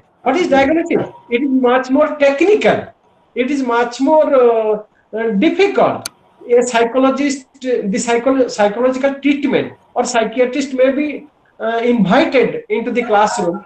A counselor may be invited for make him understand that what kind of difficulty and what are its causes. If the causes of learning difficulty is not known by the teachers, it is to be known by the psychologist, by the better expert, and at that time we have to diagnose. So diagnosis is more important than formative assessments. Sometimes diagnosis is necessary for rectification or modification. Then what are the summative assessment? Summative assessment is nothing but after the class is over, after the end of the instruction, there are many tools and techniques are employed in order to know their summative achievement, summative performance, aggregate performance. For that reason, we are to employ summative assessment. Then there are tools and techniques for scholastic achievement. What is scholastic achievement? The achievement is scholastic if it is known about the subject matter. Hello? Hello? Hello? Yes, sir. Hello? Yes, sir. कौन होची? अरे disturbance कौन होची? Sound गोटे बहुत disturbing sound आछी. ठीक अछि किए बोधे कोन साउंड क्रिएट करूचंती सेपटे ठीक साउंड कम हेले भलो हो. ठीक अछि. Again I am repeating. What is scholastic achievement? The achievement in the subject matter. It is nothing but the scholastic achievement in science, the scholastic achievement in physics, the scholastic achievement in various subject area. It is nothing but scholastic achievement. But other achievements are to be there. It is non-scholastic. That means the various areas or characteristics under affective domain and psychomotor domain. Suppose your feeling, your interest, your attitude, your motivation. In this way, the students are to be generated. The students are to be developed. If all the qualities are not developed, then perhaps only learning, subject learning, or subject expertise, or the knowledge about only theoretical portions, it will not help. because the understanding, the development in all respects are necessary, all around development of a personality. The student, if he is a better citizen, he is to be dignitary, he is to develop all the personality in respect of cognition, in respect of emotion.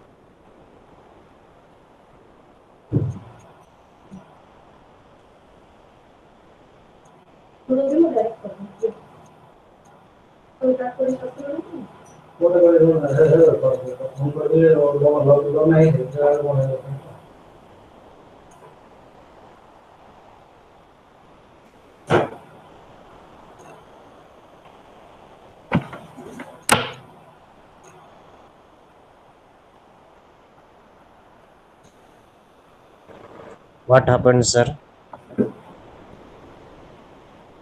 Dr. Day, is your presentation over?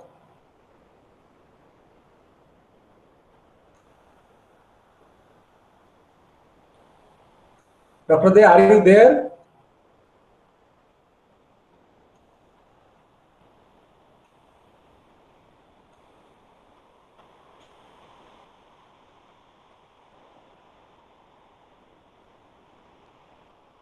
Sir is not there.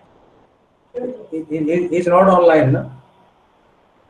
Maybe there is some problem. There is some problem in his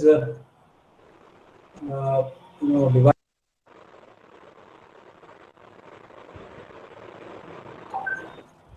So please wait for some time till he comes online.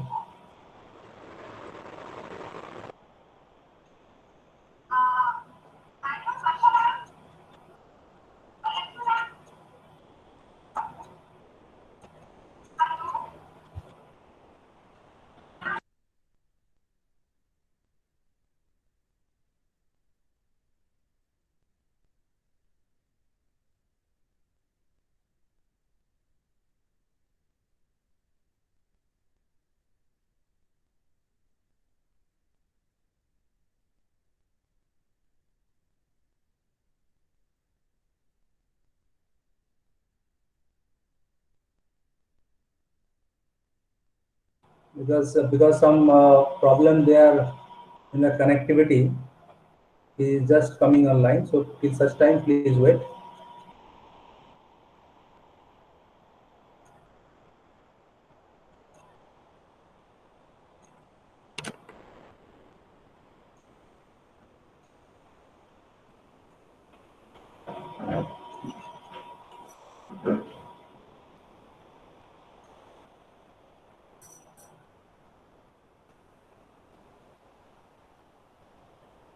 Actually, your block 3 and block 4 are based on different science topics.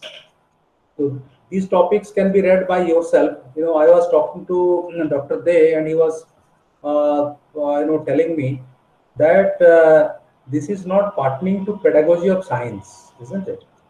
So some presentations about some science topics are there in block 3 and block 4, which you can very well read and gather some information which will be useful for you while preparing a lesson plan. Whatever have been discussed today, topics related to block 1 and block 2. Okay, we have discussed so far different topics related to block 1 and block 2. Two things he was just now deliberating upon. One is inclusiveness of science. So am I audible to all of you? Yes, sir. Yes. Yes, sir, you are very much Okay. audible. Okay, but please switch off your microphone. Okay. You see, he was telling two very important things. One is your inclusiveness of science teaching, and the other one is different learning resources. As a teacher, you must be knowing that we should not only depend heavily on printed materials, but also we have to depend on different other learning resources available in the websites, or different websites in the form of e-content. Therefore, there is a maximum use of ICT in the teaching learning environment these days. Now, government is promoting to develop smart classrooms. Yeah, I think in colleges, if you go to any college, you'll find there are smart classrooms having electronic boards, beautiful, public address system, large television screen, and different multimedia instruments. So the classrooms are fully equipped. That means modern classroom concept has been introduced, and the main reason is to expose the learners with different modern communication technologies, which are seen these days in the modern world, and these really play a great role in our teaching learning process. Okay, so Dr. Day was clearly telling you about this inclusiveness. Inclusiveness is something, he was very rightly explaining that it is not same type of teaching we should give to different categories of learners in the same classroom. Rather, similar treatment, isn't it? Similar treatment or different kind of treatment is required so that they will also come on par with the general learners. So like that, he was there. He's very much online. Dr. Day, I think you are online. Are you able to hear me? Yes, sir. So you can carry on. You can carry on now your presentation because this time is very short. So please go ahead. Sure, sir.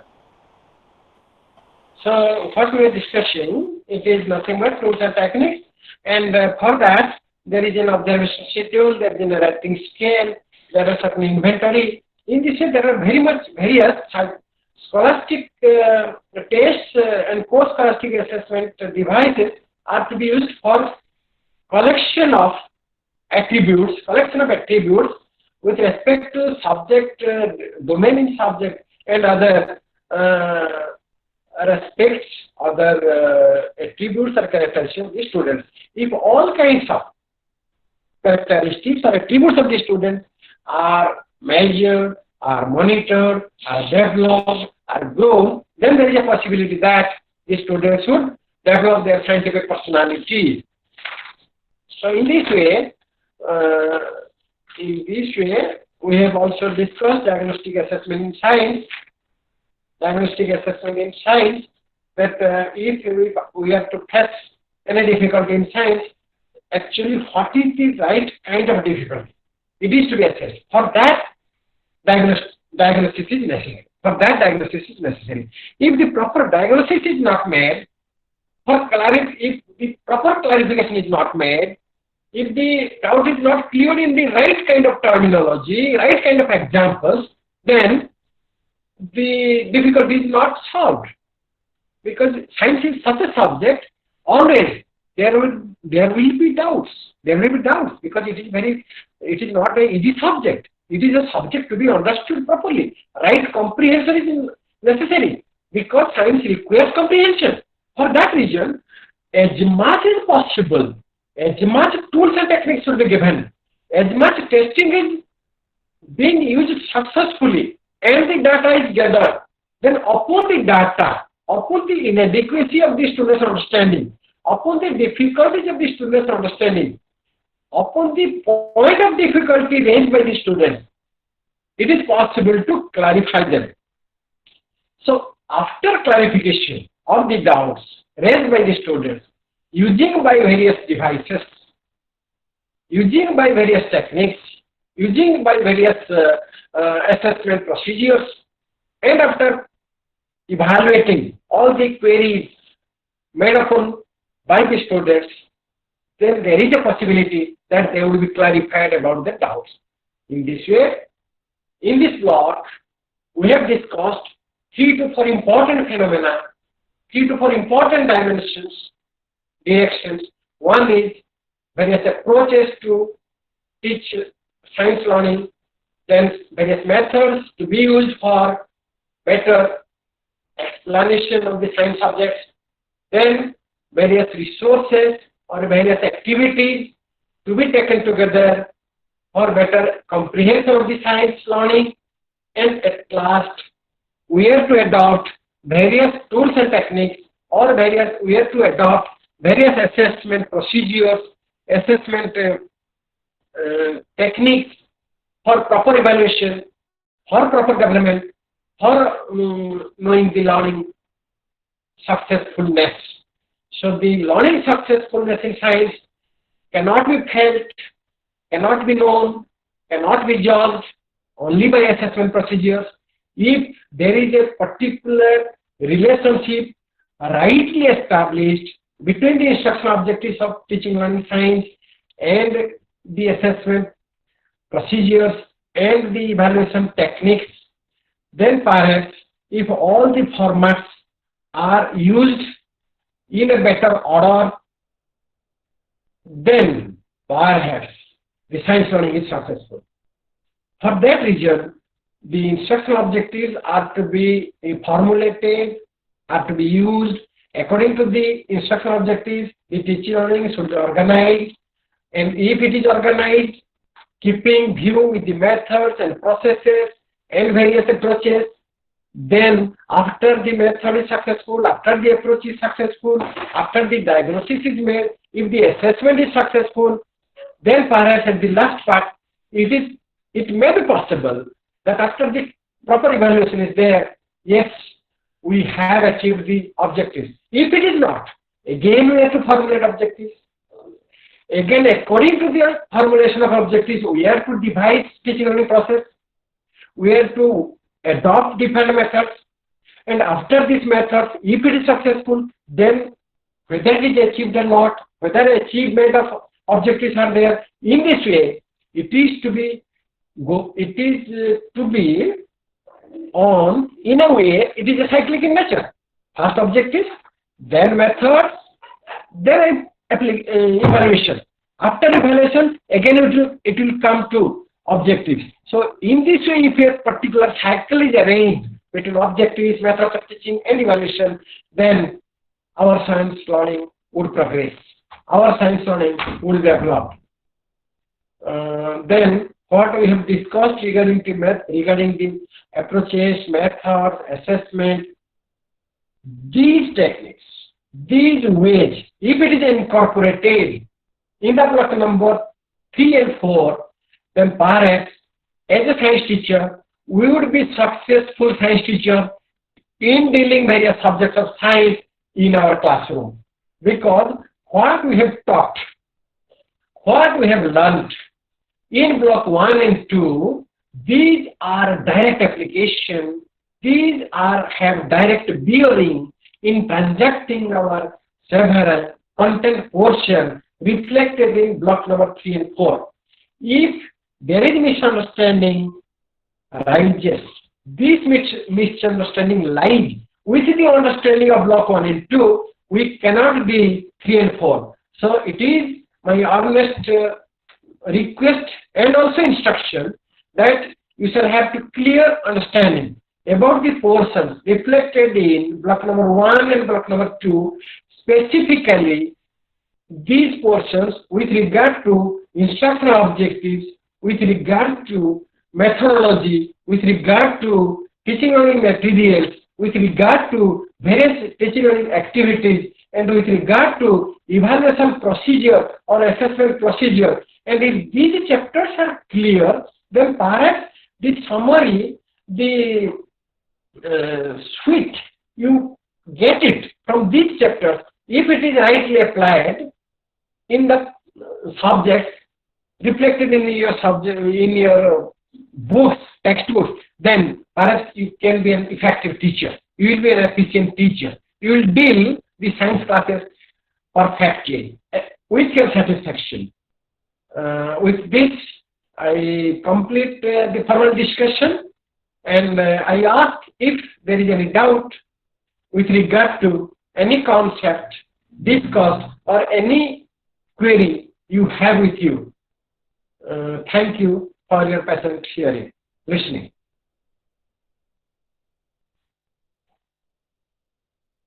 Hello? Hello? Good afternoon, sir. So, Good afternoon, sir. good afternoon. Sir, this is Gyananjan here, sir. Gyananjan. Actually, sir, you said, sir, there is basically 4 type of assessment, like placement, formative, diagnostic, and the last one is summative. Yes. Suppose I am taking consideration into National Science Olympiad. Hello. Gyananjan. Yes, sir. Are you in a position whether it is to be intimated to sir, or yes, we will carry on because it is recorded, no? So shall we have to intimate sir? Okay, sir, I will be waiting, sir. I will be waiting, sir, till sir comes. You have not to wait, but as I have completed, whether it is known to director sir, I am unknown. For that reason, I am asking. Sir, actually, I don't have any idea about that. Actually, you should give a box with a writing in a box so that they will know that the formal discussion is completed. Then the discussion session will be started very soon. Okay, please, sir. Please you convey. Okay, sir. Thank you.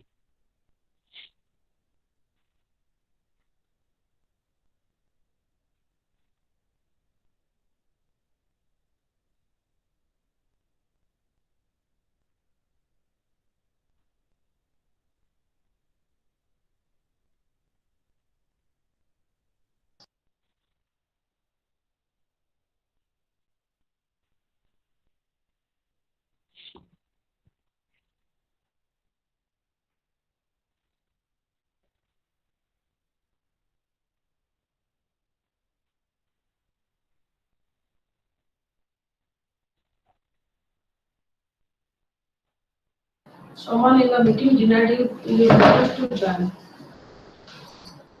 Dr. Dey, am I audible now? Yes, sir. Sir. Actually, because of power failure, I was disconnected for a while. Sir. So I got reconnected. So Sir, I think your presentation is over. Sir, my discussion is over, and one student started questioning, but I said that you should be intimated in that.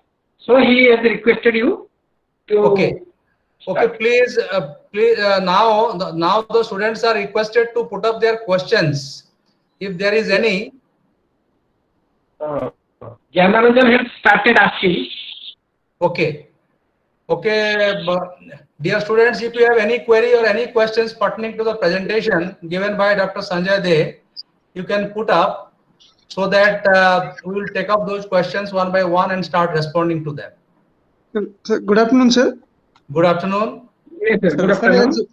Sir, as I was asking before that, sir has discussed that there is basically 4 type of assessment, like placement, formative, diagnostic, and summative.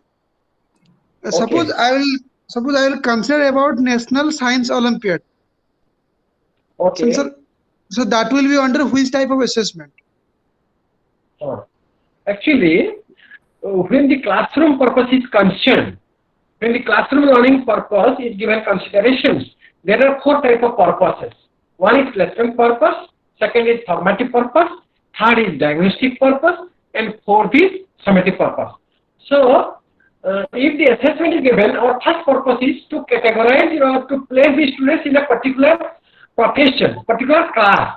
So it is placement assessment by which the students are given to a particular class or profession or employment. And if they are rightly placed, whether they are progressing or not, it is to be known by the formative assessment. Mainly checking, monitoring, it is done. Then feedback is given. And towards this third part, when there is a difficulty, we have to know the cause of difficulties of the students' learning, and it is nothing but the assessment is known for the diagnosis. It is diagnostic assessment. And the last part, when you have to know the achievement of the students towards the last part of the session, last part of the class, it is nothing but it is summative evaluation. That means you have to know the summation of the students' learning. You are asking about attending the competitions like National Olympiad Test. When the students are attending the Olympiad Test, certainly it is not that it is the classroom, but it is a competitive examination. The students are to be rated. It may be referred to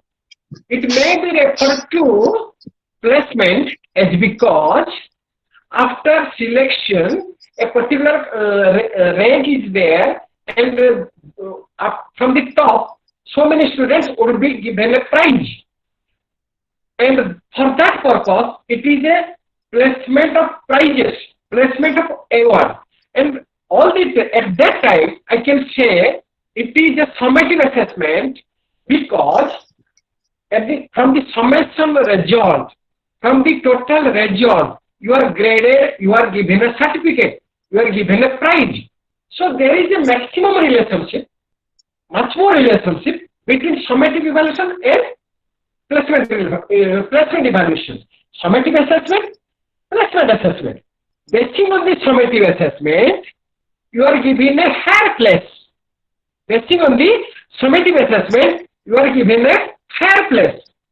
On the basis of the placement evaluation, you are given a place. So, when the competitive examination is concerned, certainly it has two purposes. First purpose is summative purpose or summative assessment. Why it is summative? Because you have to be catered at which rate you are existing. What is your position you are holding? So it is summative assessment. Again it is placement assessment because if on the basis of that you have to give in a high amount of scholarship, you have to give in a next placement in some other colleges, some other institutions, it is placement. So it is rather, it is very clear that assessment for which purpose it is to be used. If it is to be used for getting scholarship, if it is used for getting a certificate, if it is used for getting a position in a society, then it is summative. But if it is used for getting a placement in next level, it is placement. In this way, it means for which purpose it is used. What is how the result is to be used. Accordingly, the decision is to be made whether it is summative assessment or placement assessment. Yes, it is certainly not. It is certainly not diagnostic assessment. It is certainly not formative assessment. Perhaps you are clear. If there is doubt, you can ask. Thank you, sir. I got it, sir. Actually, sir, you are saying that it will definitely be the nature of that assessment. It is related to the purpose of that particular purpose, yes, result. Sorry, the purpose of that assessment. Yes, sir. I got it. Because suppose one student got first position in Olympiad. So he got scholarship, he got certificate, he kept in the folder. So for that, it is summative assessment. It may be noted. But if this certificate is used for getting a scholarship and for a higher level, it is getting a permission, promotion, and it is placed in a separate institution, it is placement necessarily. So how it is to be used?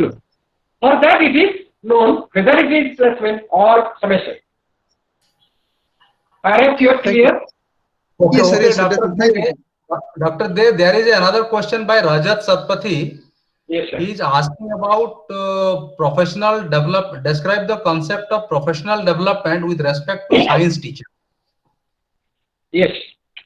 Hello. I'm trying to clarify the doubts. Science teacher is a teacher.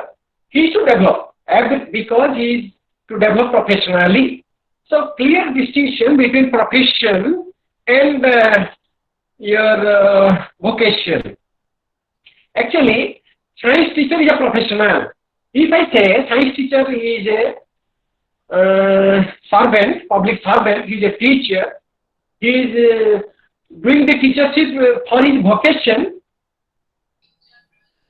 perhaps it is a blunder because the teaching is so much a sacred job. When a teacher is discharging it, he is not a simple teacher, he is not a simple man, rather, he is a professional. A teacher is a professional. At that time, we can say a science teacher is more of a professional because the dedication of a science teacher cannot be neglected, cannot be surmounted, cannot be diminished, cannot be, what I can say, we cannot dream that the role of a science teacher is not so much as compared to others serving the country. So when the teacher's professionalism comes into picture, science teacher is a teacher who should be a professional, and professionalism comes then when his dedication comes. So for professional development of a science teacher, he should be dedicated, he should be knowledge expert in science, he should be expert in delivering the science goods, he shall have to imbibe the qualities of the student, imbibe the qualities in the students, he should create the motivation to the students, he should motivate the students to such a certain height so that this science teacher would teach science in such a fashion the scientific talent or scientific bent of mind is created within the students.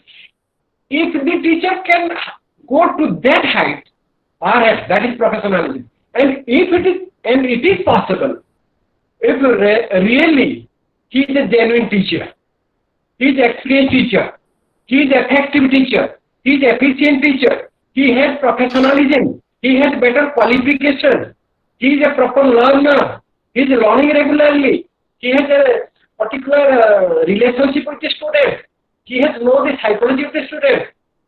It is one part. Second part, he is to learn more. He is to refer journals of science. He is to be oriented in the orientation course. He is to write science articles in the magazines. He is to receive various awards and recognition. For that he is to learn. For that he is to integrate with various personalities of the science organizations.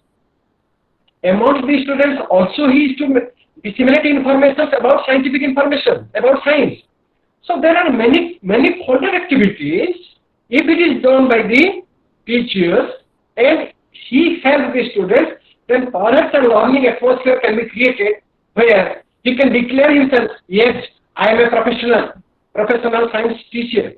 I am a science learning, I am a professional with respect to science learning. In that way, he is to develop his personality. Okay, Dr. De, normally you see professionalism is associated with professional ethics. If somebody has no professional ethics, perhaps professionalism will not be there in that particular person. And you see, normally a science teacher, not only science teacher, every teacher is supposed to upgrade himself or herself continuously. Because teaching is such a profession where constant upgradation is required. If you do not upgrade yourself, perhaps you will be redundant or obsolete in your ideas and your knowledge. So knowledge base must be kept updated in case of every teacher. Then only you will be appreciated by your learners. If you go on teaching the same thing, over the years, I think that will be a kind of stale thing that you are presenting in front of your students. What is required to be done by the teachers is to present new things, delicious things. Suppose if you eat regularly your same curry and same dal or same rice, automatically you will feel monotonous, isn't it? Similarly, if you teach the students the way you are teaching since last 20 years, that is not going to attract the learners or create interest in the minds of the learners, isn't it? So professionalism requires whole lot of qualities and abilities, and every teacher must understand. And you see, your teacher training is very limited. Whatever training you are getting through your training institutions are limited. What is, as an individual or as a teacher, you have to innovate things of your own, not that everything will be imposed on you or given to you by your teachers of the training colleges like Dr. Day. It is not there. You have to be a good innovator, and you have to think in wider perspective and try to develop yourself, upgrade yourself and update yourself, so that your teaching learning will be effective and your learners will show interest in your teaching. That should be done, and that is true professionalism, isn't it? Dr. There is another question by Deepa Sahi. She is asking about diagnostic assessment. Actually, function of diagnostic assessment. Okay, sir.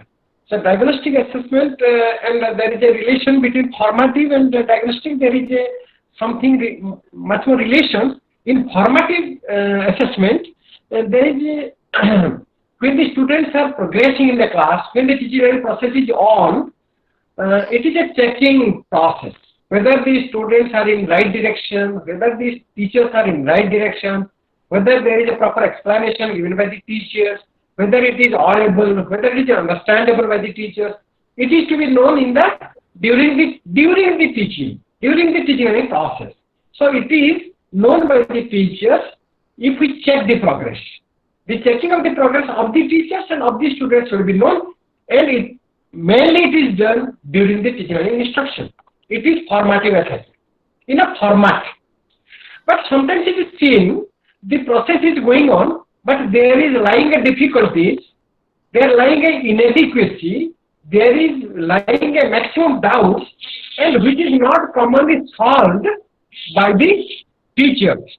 It is not commonly solved by the teachers. It is not commonly solved by the students. It is not commonly observable and sorted out. At that time, a deeper understanding about the cause of learning difficulty is to be known, and for which the word is befitting that it should be diagnosed. Diagnosis means the cause of learning difficulty, if it is known, and it is known by the experts, it is known by the psychologist, it is known by the psychiatrist, it is known by the more professionals. So who is more experienced, more professional, more technical, more learned, if they diagnose, they find the causes, then the treatment is given, and it is nothing but diagnosis. So diagnosis is more detailed. If it is more detailed, questioning is there, and the point of doubt is thought and carried, then there is a possibility of solution. So diagnosis is more deep-rooted, diagnosis is more carefulness is necessary, more questioning is necessary, more question in a singular concept is necessary. So the point of difficulty can be assessed, and it is nothing but diagnostic assessment. Because sometimes a teacher in a classroom, he fails to understand the point of difficulty of a student. So if he asks questions, 100 questions in a singular concept, then there a situation comes, a 67 number question, it is not known to the child and what is the difficulty.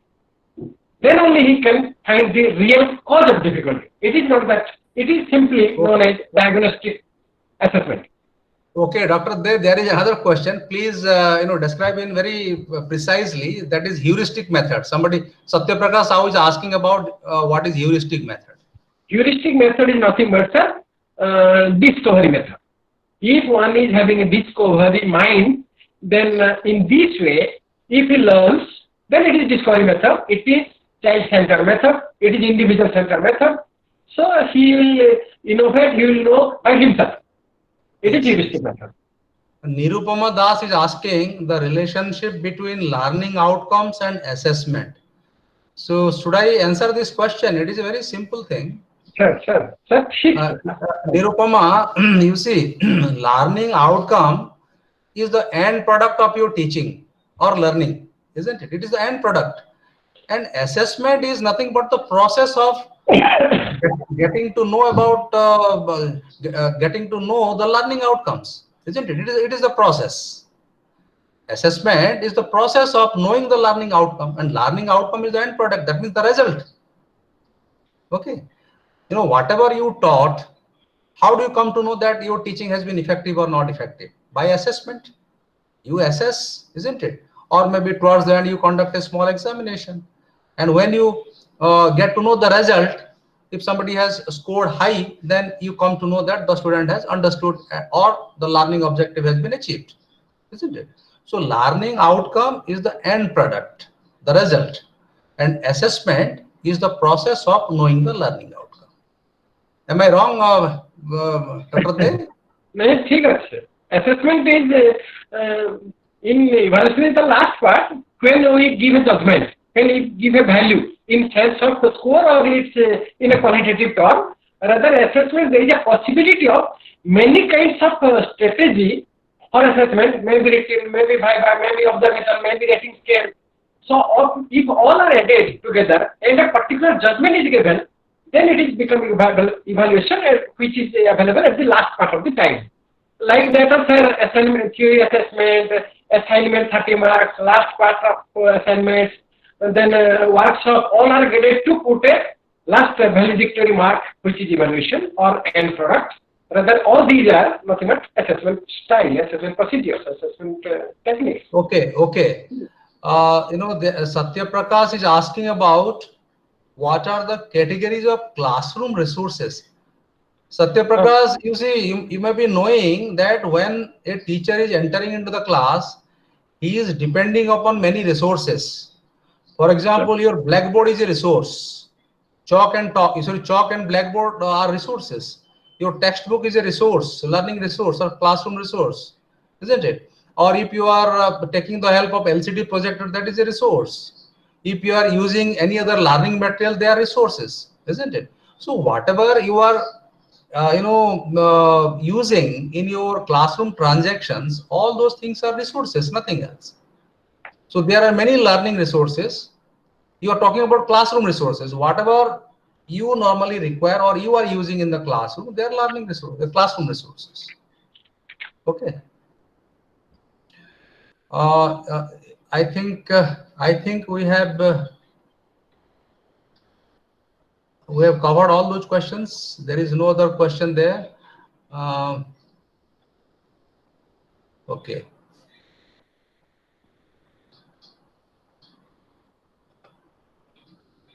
Wonderful. Diagnostic assessment is all right. The heuristic method is covered. Formative assessment. I think we have replied to formative assessment. Is it? Yes, sir. Yes, sir. Yes, okay, sir. we have replied.